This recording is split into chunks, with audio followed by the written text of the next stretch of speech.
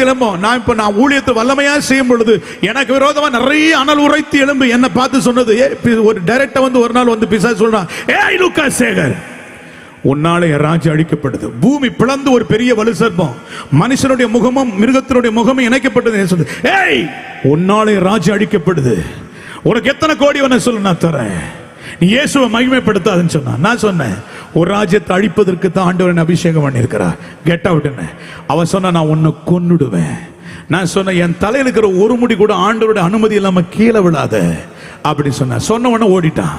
நான் இப்போ உன்னை விட்டு போறேன், ஆனா உன்னை விட மாட்டேன். நாட்கள் உருண்டோடினது. எனக்கு கார் கிடையாது, அப்போ சின்ன ஒரு பைக் இருந்தது, சின்ன டிவிஎஸ் எக்ஸல் இருந்தது. அதில் தான் ஊழியம் செய்ய போவேன். மழை பெஞ்சு சகதியாக இருந்ததுனால வண்டியை ஸ்டார்ட் பண்ண பாருங்க, ஸ்டார்ட் பண்ண வண்டியை அப்படியே சரக்கி கீழே விழுந்து மெல்ல கடிச்சு விழுந்தேன். என்னுடைய ஸ்பைனல் கார்டு முதுகு தண்டு பயங்கரமாய் பாதித்தது. என்ன டிஸ்க் எல்லாம் கொலாப்ஸ் ஆயிடுச்சு. 4-5 டிஸ்க் கொலாப்ஸ் ஆயிடுச்சு.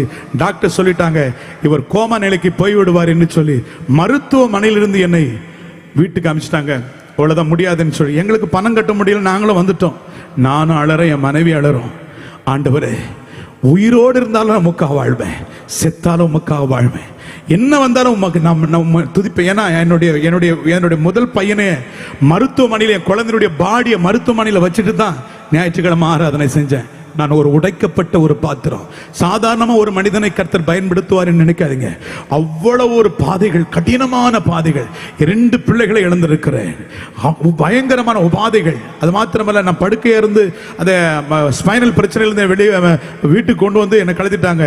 நான் அழுது கொண்டே இருக்கிறேன். பிசாசு என்னை பார்த்து சொல்றான், இதுதான் உனக்கு கடைசி படுக்கை, இனி வாழ்க்கை முடிந்து விடுன்னு சொன்னான். நான் அவனை பார்த்து சொன்னேன், இனிமேல் தான் ஆரம்பம்னு சொன்னேன். ஹல்லேலூயா சொல்லுவோமா? அப்படி ஜெபம் பண்ணி கொண்டிருக்கும் பொழுது ஆண்டவர் என்னோடு கூட பேசினார். உனக்கு விரோதமாய் உருவாக்கப்படும் எந்த ஆயுதமும் வாய்க்காதே போகும் என்று ஆண்டவர் பேசினார். அப்பொழுது ஆவியில் நிறைந்து நான் ஜெபிக்க ஆரம்பித்தேன். என் மனைவி ஆவியில் ஜெபம் பண்ணாங்க. படுத்து கொண்டிருந்த நான் எழும்பி உட்கார்ந்து ஆரம்பித்தேன். உட்கார்ந்திருந்த நிற்க ஆரம்பித்தேன். நிற்க நான் ஆரம்பித்தேன். நடக்க ஆரம்பித்தேன். என்னுடைய ஸ்பைனல்ல எந்த ஒரு பிரச்சனை இல்லாமல் கர்த்தர் பரிபூர்ண சுகத்தை கர்த்தர் கொடுத்தார். அல்லேலூயா.